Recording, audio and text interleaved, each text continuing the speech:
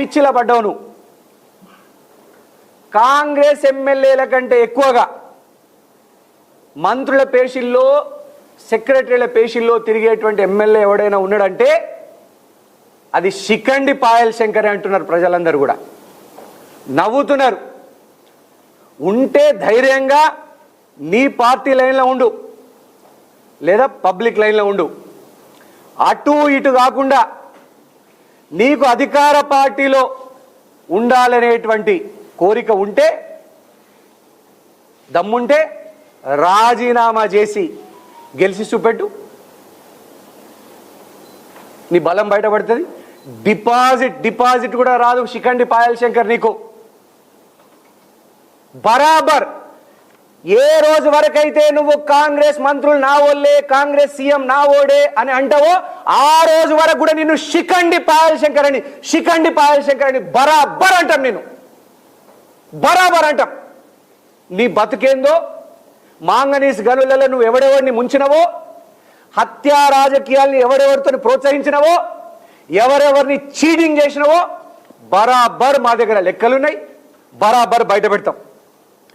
ఎవరు హెలికాప్టర్ వేసుకొని వచ్చినా ఊరంతా తిరుగుతాని చిన్న పిల్లగాని తీరు మారాన్ చేస్తున్నావు, ఊరిపైన చక్కర్లు కొడుతున్నావు, ప్రజాధనాన్ని దుర్వినియోగం చేస్తున్నావు. సిగ్గనిపిస్తలేదా పాయల్ శంకర్ నీకు?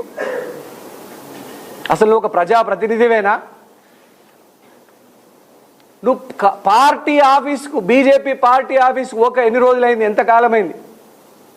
గా నిర్మల్ ఎమ్మెల్యే మహేశ్వర్ రెడ్డిని చూసి నేర్చుకో. కనీసం జెంటిల్ మ్యాన్ లాగానే ఉండు.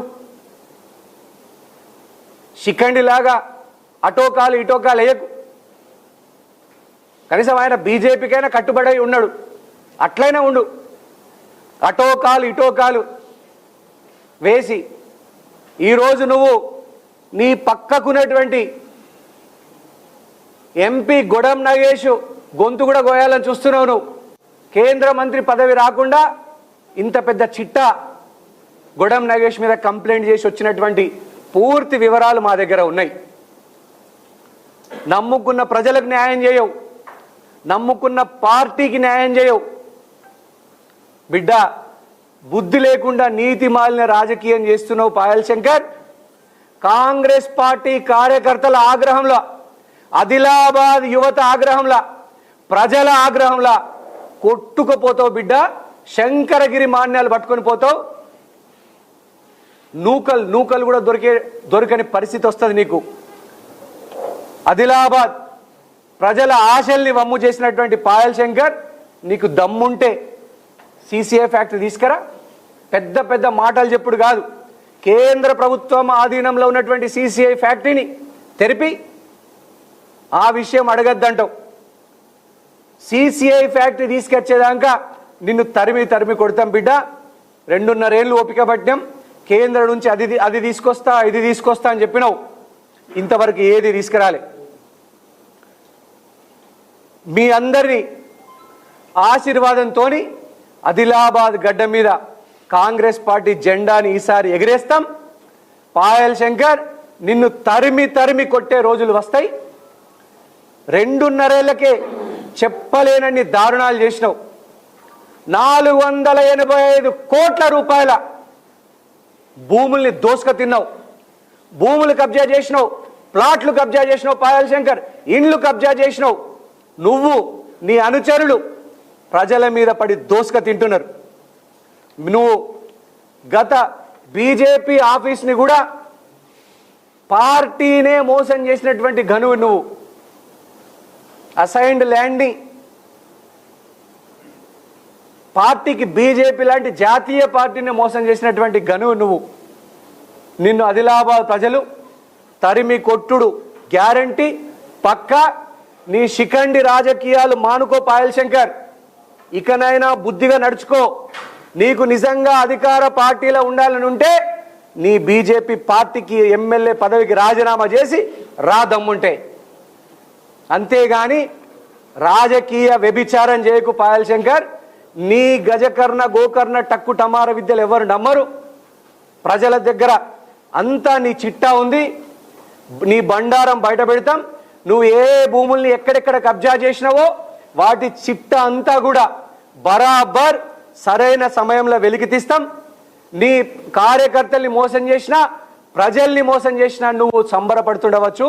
పైసలు బాగా సంపాదించుకొని 485 కోట్లు సంపాదించినవని ప్రజలంతా అంటున్నారు. ఆదిలాబాద్ ప్రజలు నీ శిఖండి రాజకీయాలు, రాజకీయ వ్యభిచారానికి ఇప్పటికైనా ముగింపు పలికేందుకు ఆదిలాబాద్ ప్రజలు నీ రాజకీయ జీవితానికి సమాధి కట్టేందుకు, గోరి కట్టేందుకు సిద్ధంగా ఉన్నారని తెలియజేస్తూ వచ్చే అసెంబ్లీ ఎలక్షన్లో కాంగ్రెస్ పార్టీ జెండాను ఆదిలాబాద్ పీఠం మీద ఖచ్చితంగా ఎగరేస్తాం. ఎమ్మెల్యే, ఎంపీగా కాంగ్రెస్ పార్టీ జెండాను ఎగరేస్తామని ఈ సందర్భంగా తెలియజేసుకుంటా ఉన్నాం.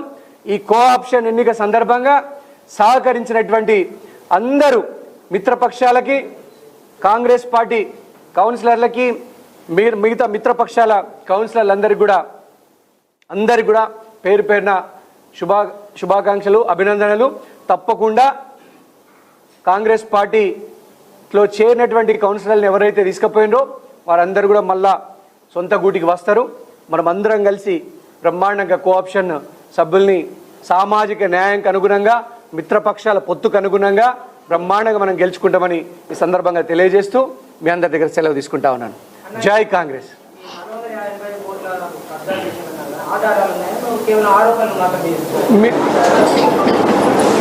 జరగాల్సినటువంటి కోఆప్షన్ మెంబర్ ఎన్నిక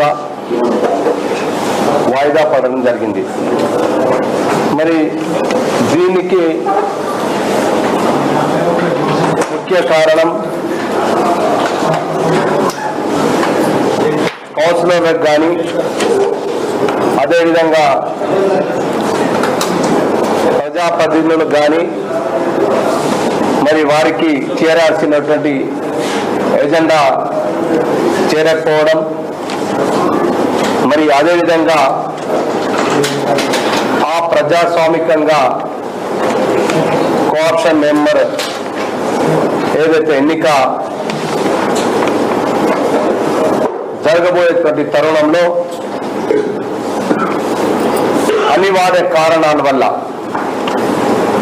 శాంతి భద్రతను కాపాడడానికి కాంగ్రెస్ పార్టీ ఎప్పుడు కూడా ప్రజల పక్షాన, ప్రజలకు మంచి చెడు ప్రత్యేకమైనటువంటి కాంగ్రెస్ పార్టీ ప్రయారిటీ ఇస్తుంది. దాంట్లో భాగంగానే ఈరోజు ఈ ఎన్నిక వాయిదా వేయడం జరిగింది. మరి ముఖ్యంగా బీజేపీ నాయకులు, ఎమ్మెల్యే గారు కానీ, ఎంపీ కానీ మరి వారు